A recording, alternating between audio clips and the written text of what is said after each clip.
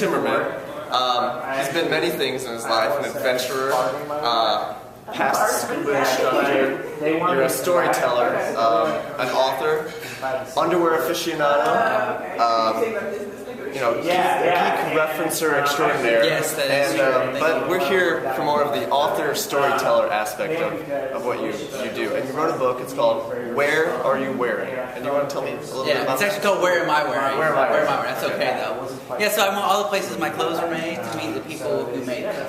So I went to Honduras, Bangladesh, Cambodia, China, and I wanted to learn what their lives were actually like. Because you hear stuff about sweatshops and child labor, but what is the reality? What do these jobs mean to these people? What are the sacrifices they make to have them? What are their hopes, dreams, and personalities? And that's what I set out. Right, it's about telling the story of those individuals and then backing it up with facts and hard numbers, but it's about getting that face on the issue. And, being conscious about what I buy is something I really try to do, but you took it a step further and you decided it's not enough to I can look at my tag and tell you where my stuff is from and kind of read about what happened in creating this, but you got at the core of it. You went to the source, which I think is really awesome. And you had a quote in your presentation about child labor.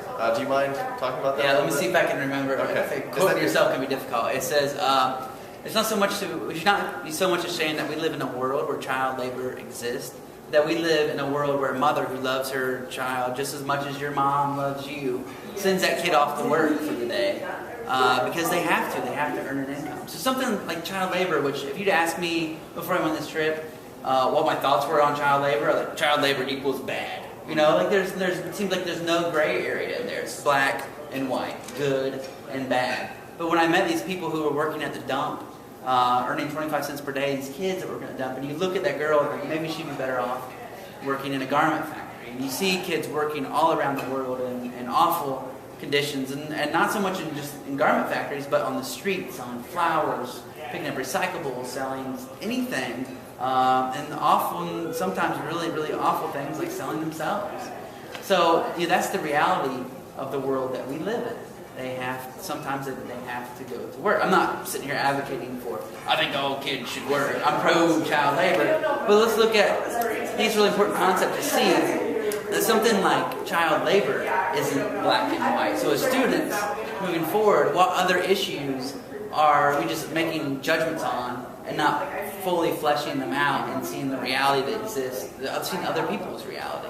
Kind of as opposed to just saying what's wrong with child labor, getting at the issue, this is a symptom of something, and within our system, what is going on that's creating conditions in which people need to send their children off to work. So you raised some really interesting points in your storytelling that I had, and I appreciate it. Awesome. Thank you very much. Thank you. Yeah, thanks, Myles.